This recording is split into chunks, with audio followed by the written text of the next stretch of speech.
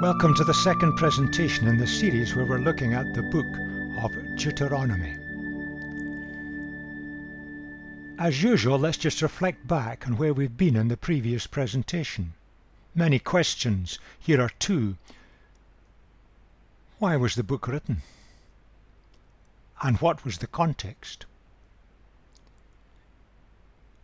It was written to give Israel, this people group, a rabble of slaves that had come out of Egypt, to give them instruction and direction so they knew how to respond to Yahweh, the God of the universe, but also to press home on these people the demands placed on them as a nation, as a people group, for they had a task to complete for God.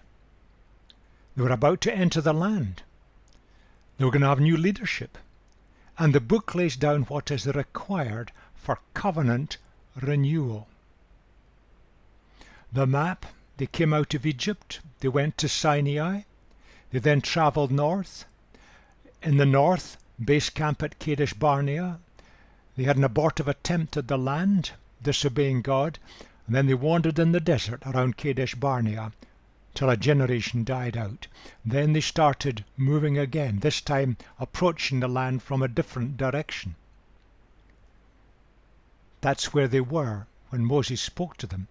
He reminded them God had rescued the people from slavery. He'd preserved them as they travelled through the desert, but the people had failed again and again and again. A whole generation had died out. They just were too scared to trust God and go into the land. But now the moment had come with a fresh generation, the moment to move on to a great future. Moses reminds them what had happened, reminds them on the quality of lifestyle that God required of them in response to all he'd done, and their great destiny as a people group. General principle: God does it for us, God's grace. We don't deserve it, we can't earn it, we can't impress God, but God does require human response. There's a balance, but it starts with God's grace. It always does. But we must respond to all that he's done for us and all he tells us to do for our lives. In the book, the first 3 chapters focus on all that God has done in getting the people to this point in their history, about to enter the land.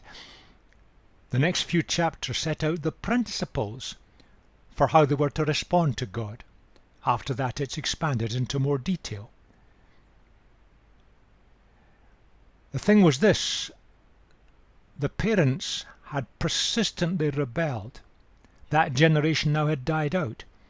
It was their children who were going to enter their land. They'd grown up, but they needed to renew the covenant God made with them at Mount Sinai. That's why this book is where it is. We looked at a covenant in the Bible. It's always God's way of establishing a relationship with you and me. He takes the initiative. He always takes the initiative on his terms. He's the sovereign Lord of the universe. He made us, he made everything. But he requires our response. Nothing automatic. He doesn't push us around. We've got to respond, but he does it. If you like, part of it is this: we acknowledge with gratitude all that God has done for us, and then we commit our lives to living his way. It means we've got to listen to what his way is and be prepared to go his way and not try to run our lives our own way for our own benefit as we see it.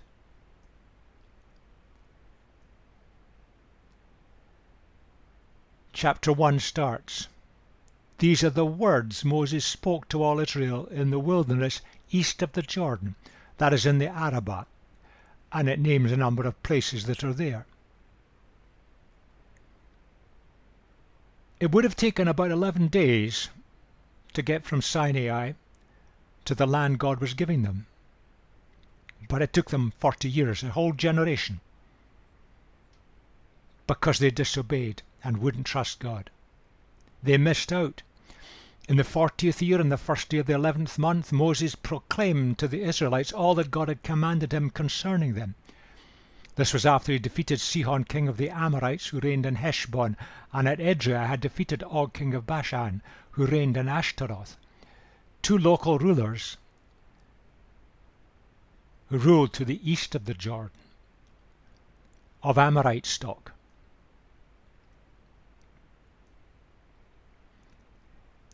East of the Jordan, in the territory of Moab, right on the edge of it, Moses began to expound this law.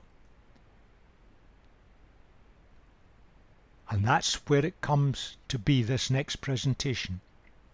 Moses starts by reminding the people about all the events which show God in action, God guiding, preserving them, His grace. And we'll move on to this presentation to look at these chapters.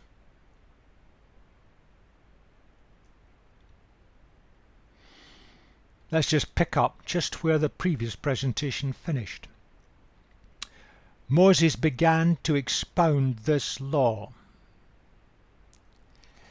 The problem is, what Moses actually said and what the text says, and how we've come to understand it today, aren't necessarily the same. It's a problem with all communication, verbal and written. Are we getting what the sender intended it to be? And the problem is that word there, difficult. And in English that word conveys a misleading meaning for us today. Expound this law, when you look at that in the original, it's not a repetition of legal material in Exodus or in Numbers, two previous books. It's an exposition, an explanation. Moses is interpreting this so that the people would know the lifestyle God expected of them when they entered into the next adventure in their lives as they moved into the land. Let's look at this word law a bit further. As soon as you mention the word law, this is the kind of things that come up into our mind, the laws of a country, perhaps school rules. We think of police, courts and judges, the people who make sure the law is kept. We even think of punishment if we break the law. Now the word in Hebrew is the word Torah, which sometimes comes into English, but it comes into Islamic thought. But in Islamic thought, it's got a meaning to the word that's not the meaning in the original text here, the meaning of the Hebrew language. So we've got to watch the meaning of that word. It's something closer to this: principles, directions, guidance, teachings. If you like, Torah is a framework for quality living. Living as God intended it to be, living that is the best, the ultimate wonderful best for humanity. The Torah. It's not a rule book. That needs to be stressed again and again, because we tend to think in our Christian groups of Deuteronomy as a rule book, and that's carried over into Islamic thought. It's not what the word means, and it's not how it would have been understood in the Hebrew language of that time. It's a set of principles, a structure, a framework for quality living. Now that puts a somewhat different slant on it. It's a bigger concept than the laws of a country or school rules or things like that. Maybe includes them, but it's bigger. A framework for living. I could put it that way, a book of direction for quality living. Let's think of it that way. It's positive, it's wholesome, it's not negative, it's not restrictive, it's quality living. Living that allows us to feel fulfilled totally and completely. But there's a purpose to it all. It's not just to give us a feel-good feeling. There's a purpose and a destiny for God's people in living this way. Back to our map.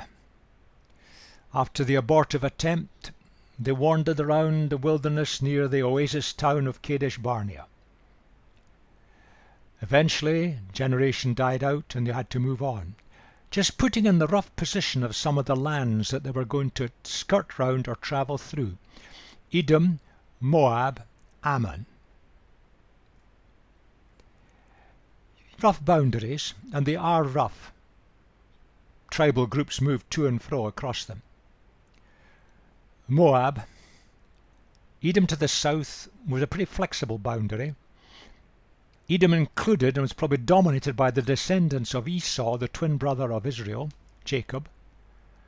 Moab and Ammon were descendants of the incestual sons of Lot.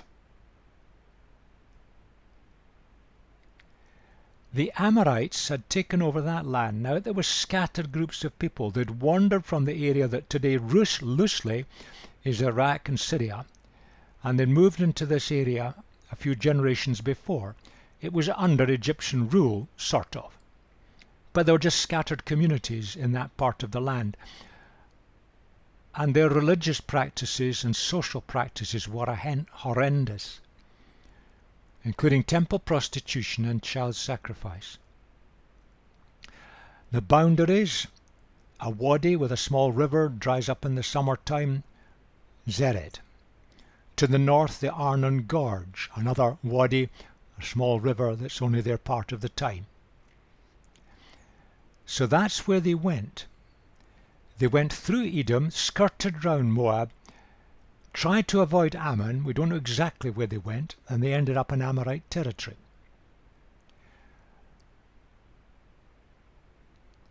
Boundaries and borders aren't exact, and the route they took can't be placed with absolute exactness, but that's probably a reasonable pattern of how they moved.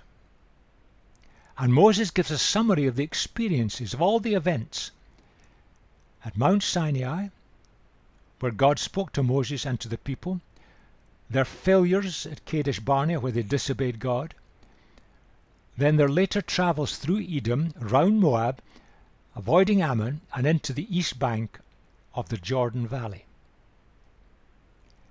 And this was to show how God had guided and provided for them. God's grace. They didn't deserve it. They weren't a quality group. They were rebellious. But God, by His grace, led them through. Grace is everywhere. It's the central theme of the whole of the biblical account. God does for us what we can't do for ourselves, we don't deserve and we cannot earn. It's a unique feature of the biblical text, and you won't find it in other religious texts with that meaning. And you won't find it in other religions with the biblical meaning. Now let's move forward. Memories of what God has done for them. Moses is bringing it back to them, and he does it in kind of 6 sections. What happened in Mount Sinai? Now they were to head north to their new home.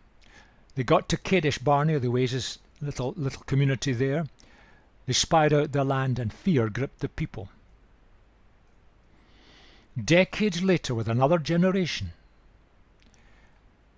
they travelled through the territory of Edom, peacefully paying their way, with permission to go through. They moved north and skirted round the Moabite land. They moved north and tried to avoid going into Ammonite territory. In Amorite territory, they tried to negotiate, but the local rulers wouldn't have it, so they were defeated and their territory was taken. Again, looking at the map, there's the rough position of the other people groups. Through Edom, round Moab, skirting the Amorite territory into Ammon territory, and then into Amorite territory, travelling north, which was involved in defeating these 2 local rulers, and then back to the north of the Dead Sea. Exact position is difficult to determine. Right, let's look at chapter 1 a bit further. The Lord our God said to us at Horeb, "You have stayed long enough at this mountain. Break camp and advance into hill country of the Amorites. Go to all the neighbouring peoples in the Arabah, in the mountains, in the western foothills, in the Negev, and along the coast, to the land of the Canaanites and to Lebanon." Amorites, Canaanites, same people group. Two descriptions of them. As far as the great river, the river Euphrates, in the edge of Iraq. "See, I have given you this land. Go in and take possession of the land the Lord swore he would give to your fathers, to Abraham, Isaac, and Jacob, and to their descendants after them.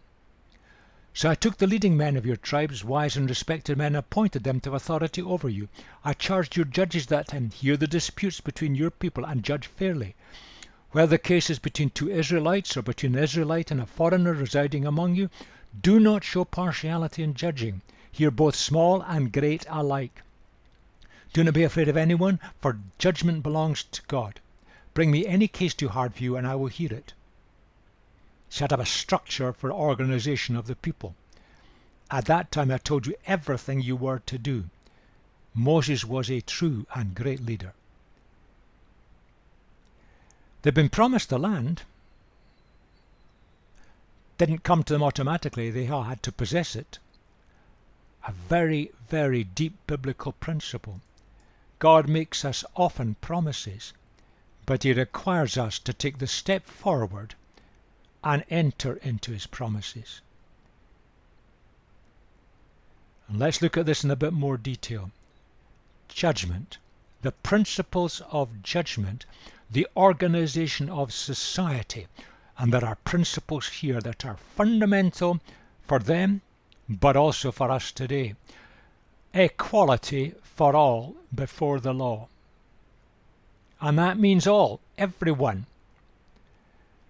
Israelite and Israelite. Doesn't matter whether wealthy or poor, important or unimportant, clever or not clever, all treated equally.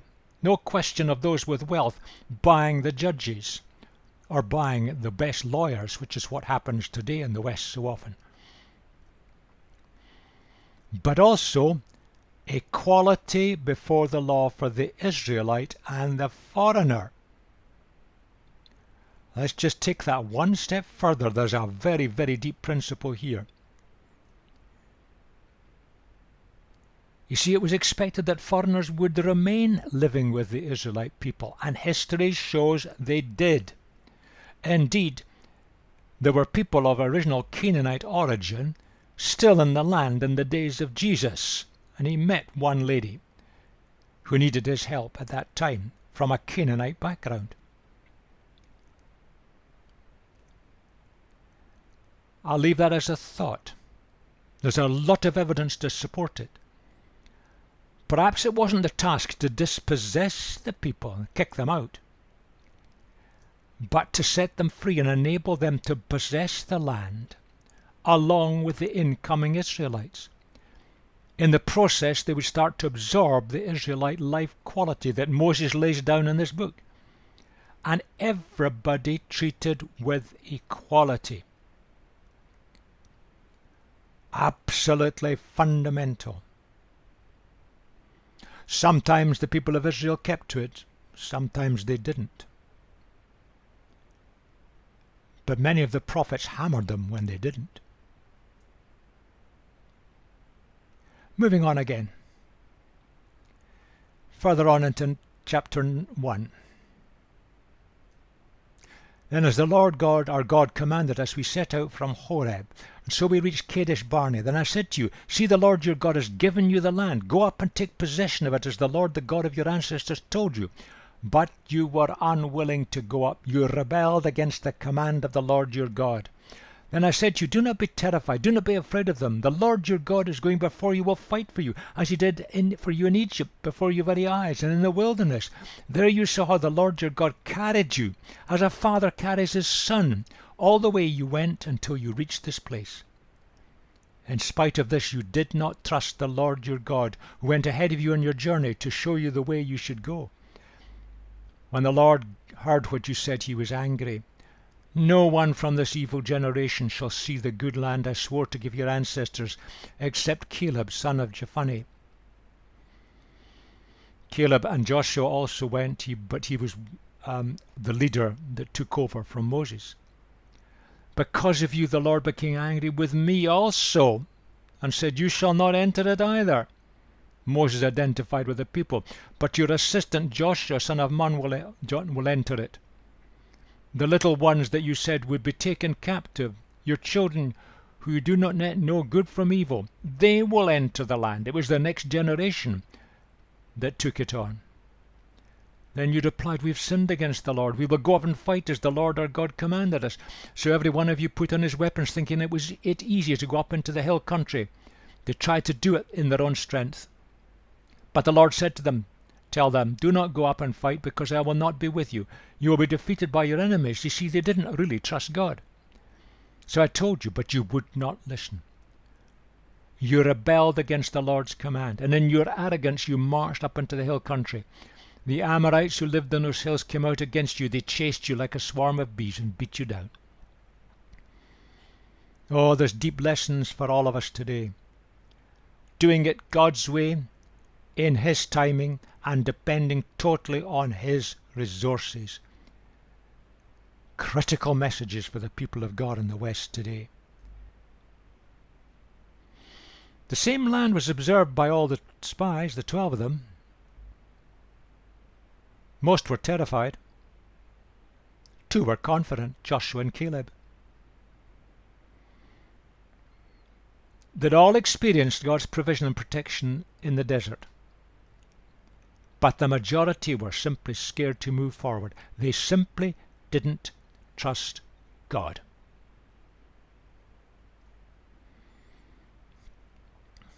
That generation missed out.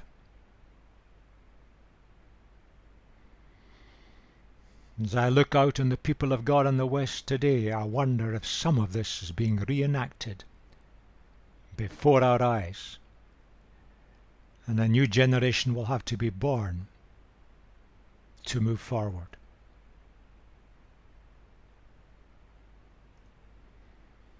Now, just stop for a minute and look at some key words and phrases. They cause confusions. The Lord our God, that phrase in the original is Yahweh our God. Yahweh was the name that that people group gave to God. The self-existent one, the God of relationship. But he's our God. That little phrase carries a great picture of depth. Yes, God is the self-existent one, the creator of the universe. But is he our God? Is he your God? The Oasis little community, the base camp, supplied water for the wandering people. There's reference to a valley called the Valley of Eshcol. A valley or a wadi, dried up riverbed, probably near Hebron in modern language today, as a grape growing area. Horeb is the mountain group, Mount Sinai is the particular peak. The Amorites, often referred to, sometimes the word Canaanites used, people groups who had migrated from the southern Euphrates Valley area, they were now populating the land. They were largely small, scattered groups. They relied on agriculture and trade. There were trade routes. The land wasn't heavily populated at all, and when it refers to cities, we get the wrong picture. Little more than settled communities. Villages are probably just 2 or 3 families. This is maybe slightly bigger. There were small fortresses guarding trade routes, Jericho being one. Anakites, sometimes translated as giants.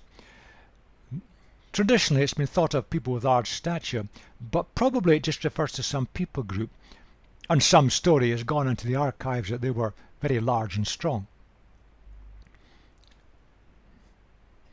Into chapter 2.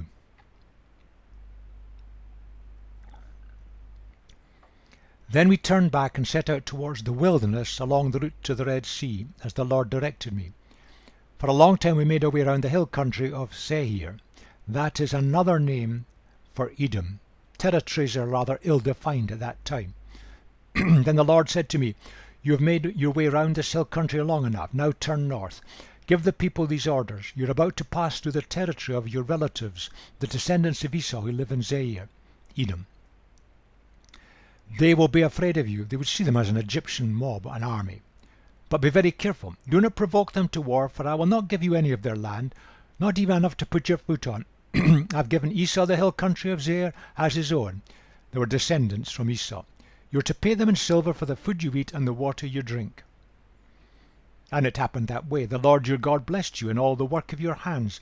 He has watched over your journey through this vast wilderness. These 40 years the Lord your God has been with you, and you have not lacked anything.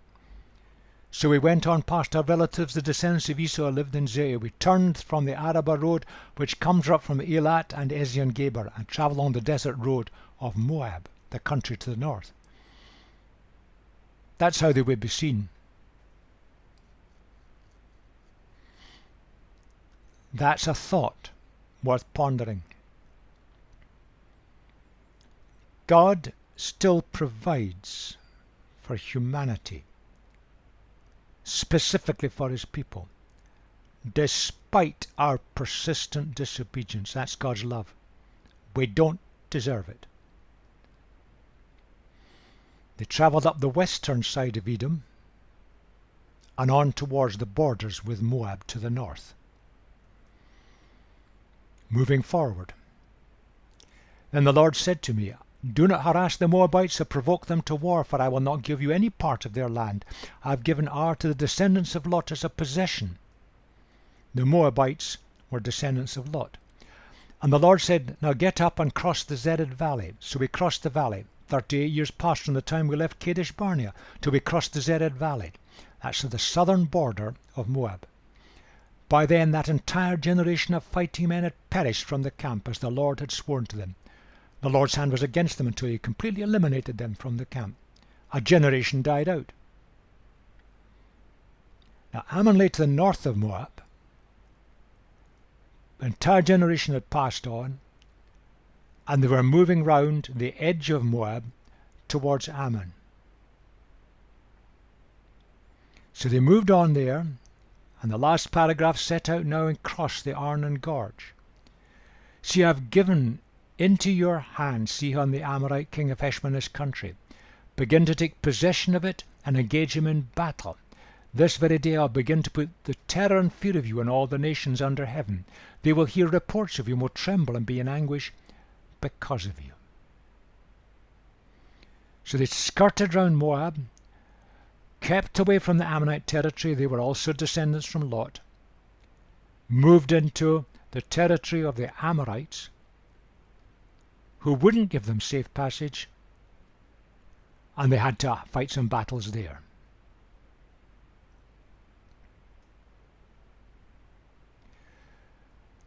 The Arnon Gorge is halfway up the Dead Sea. The right-hand side of the Dead Sea, the eastern side. It's the border between Moab and the Amorite people. Again, flexible.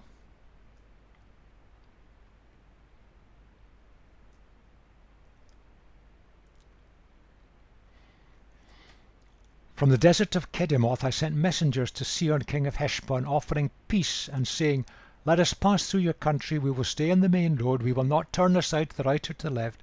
Sell us food to eat and water to drink for their price in silver. Only let us pass through on foot, as the descendants of Esau lived in Seir, Edom, and the Moabites who live in Ar did for us, till we crossed the Jordan into the land the Lord our God is giving us. But Sihon king of Heshbon refused to let us pass through. For the Lord your God has made his spirit stubborn and his heart obstinate, in order to give him into your hands, as he has now done. The Lord said to me, see, I have begun to deliver Sihon and his country over to you. Now begin to conquer and possess his land. When Sihon and all his army came out to meet us in the battle of Jahaz, the Lord our God delivered him over to us. We struck him down, together with his sons and his whole army. At that time we took all his towns and completely destroyed them, men, women, and children. We left no survivors, but the livestock and the plunder from the towns we had captured we carried off for ourselves. From Aroer on the rim of the Arnon Gorge, and from the town in the gorge, even as far as Gilead, much to the north. Not one town was too strong for us. The Lord our God gave us all of them. But in accordance with the command of the Lord our God, who did not encroach on any of the land of the Ammonites, further east, neither the land along the course of the Jabbok nor that around the towns in the hills. We've got a problem here. Come back to it in a second. Into the next chapter. Next we turned and went up along the road towards Bashan. And Og king of Bashan with his whole army marched out to meet us in battle at Edrei. The Lord said to me, do not be afraid of him, for I have delivered him into your hands, along with his whole army and his land. Do to him what you did to Sihon king of the Amorites, who reigned in Heshbon. So the Lord our God also gave into our hands Og king of Bashan all his army. We struck them down, leaving no survivors. At that time we took all his cities. There were not one of the 60 cities that we did not take from him. That's just 60 settlements. The whole region of Argob, Og's kingdom in Bashan. All these cities were fortified with high walls and with gates and bars. And there were also a great many unwalled villages. We completely destroyed them. The word in the Hebrew is herem. Come back to that. We destroyed them as we had done with Sihon king of Heshbon, destroying every city, men, women and children. But all the livestock and the plunder from the cities we carried off for ourselves. So at that time we took from these 2 kings of the Amorites the territory east of the Jordan, from the Arnon Gorge as far as Mount Hermon. That's a bit to the north of the Galilee. Hermon is called Syrian by the Sidonians, and the Ammonites called it Senir.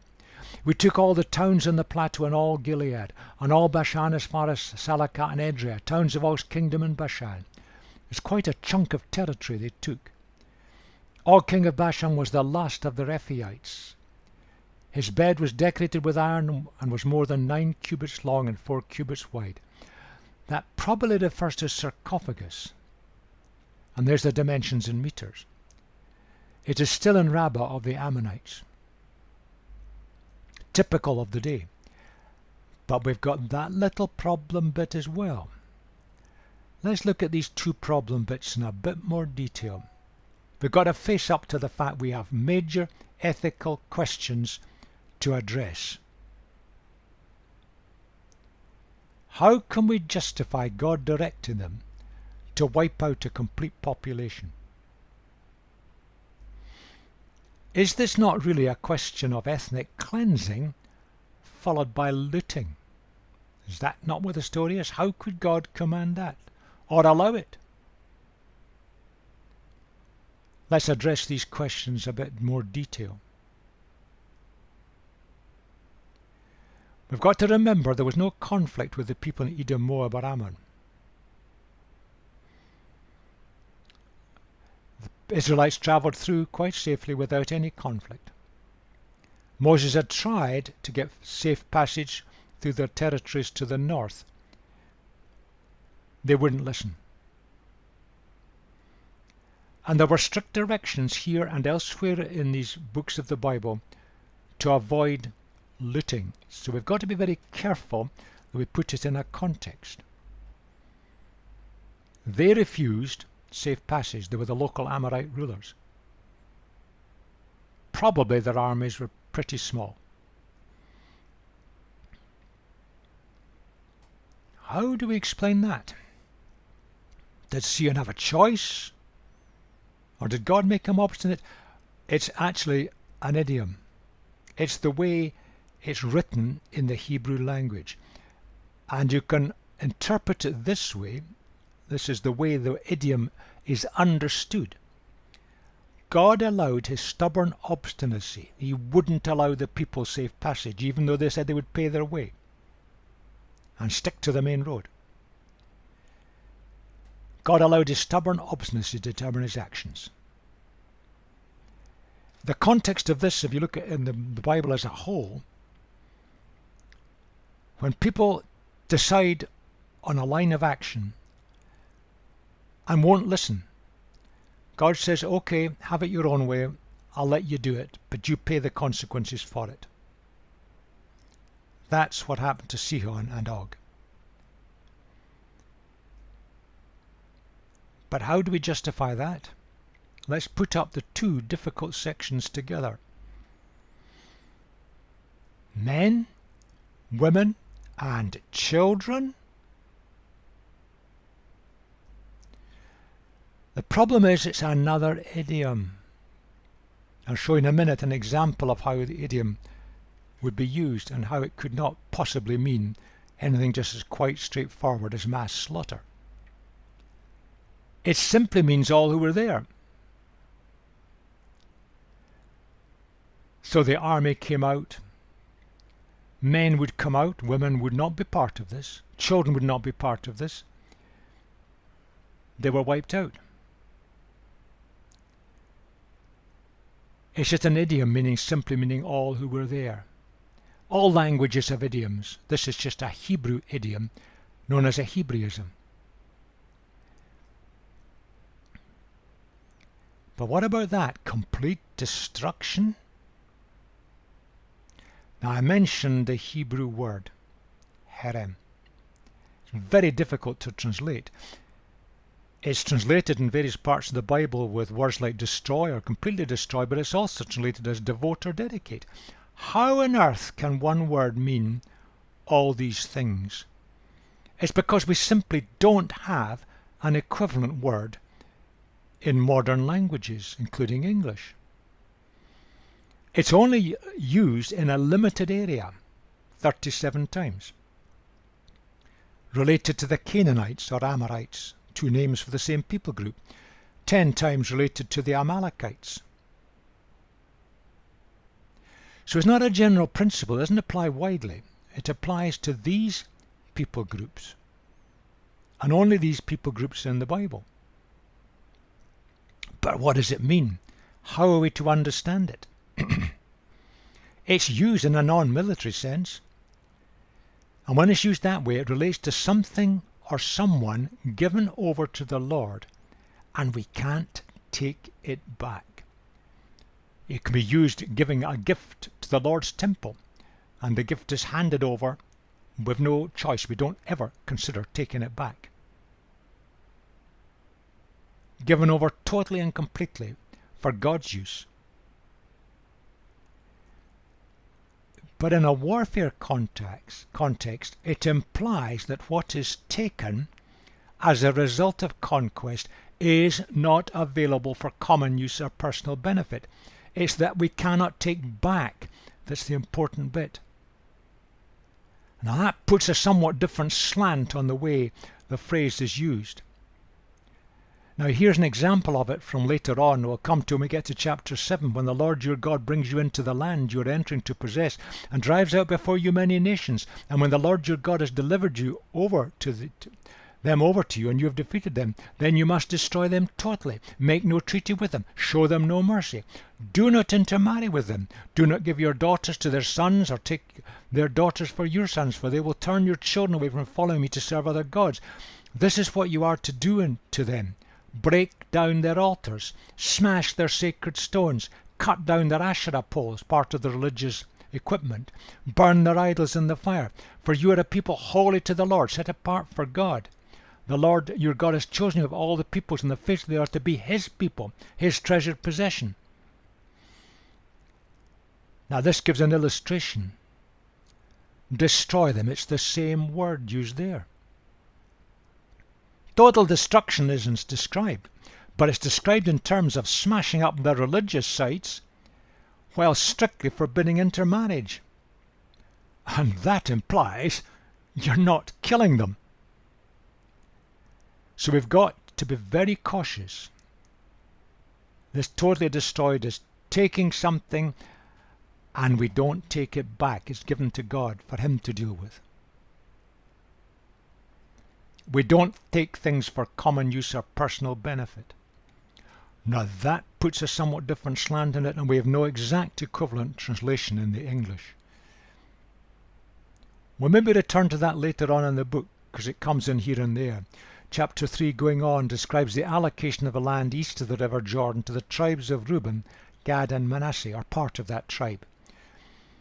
Let's just look at 2 or 3 verses there. I command you at that time, the Lord your God has given you this land. Now the you is these people. He's given you this land to take possession of it. But all your able-bodied men armed for battle must cross over ahead of the other Israelites. Wherever your wives, your children, your livestock, I know you have much livestock, may stay in the towns I have given you, until the Lord gives rest to your fellow Israelites as he has to you. and they too have taken over the land that the Lord your God is giving them across the Jordan. After that, each of you may go back to the possession I've given you. These tribes got the land to the east of the Jordan, but they were to help the other tribes to take the land on the west bank.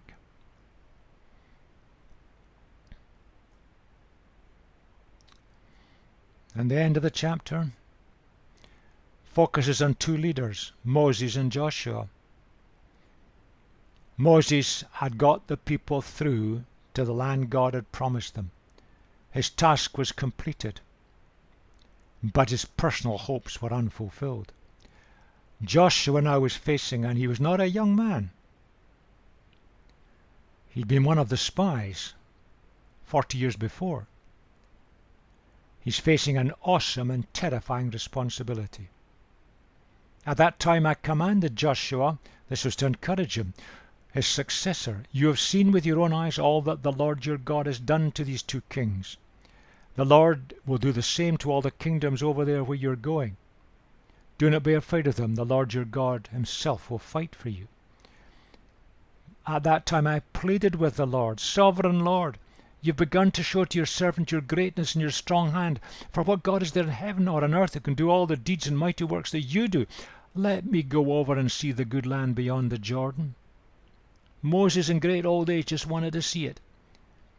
That fine hill country in Lebanon. But because of you, that's the people, the Lord was angry with me. Their rebellion, and would not listen to me. "That's enough," the Lord said. "Do not speak to me any more about this matter.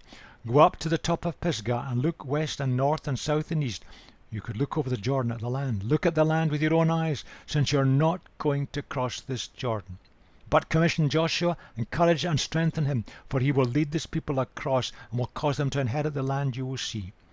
So he stayed in the valley near Beth Peor. Two great leaders. Context again, that's roughly where they were. They'd taken the east bank, but they had to cross the Jordan next. Joshua needed encouragement. He was probably scared stiff. He had to prepare himself spiritually for the future, as well as leading the people.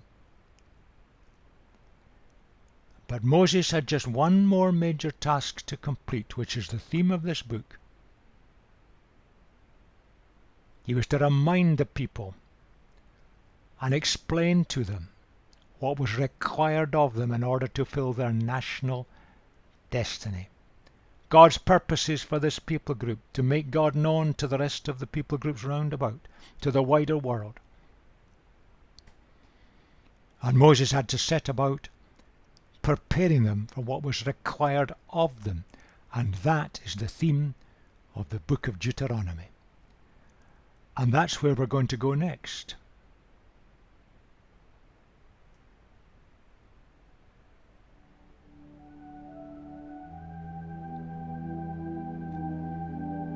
Moses could look across at the land.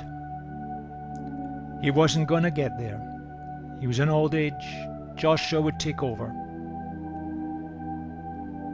But Moses had to prepare the people for what lay ahead and set the standards for God's people. How we need standards today amongst God's people in the West. In many ways we've lost it. Let's listen to what God is saying and look at the standards for quality living that are His.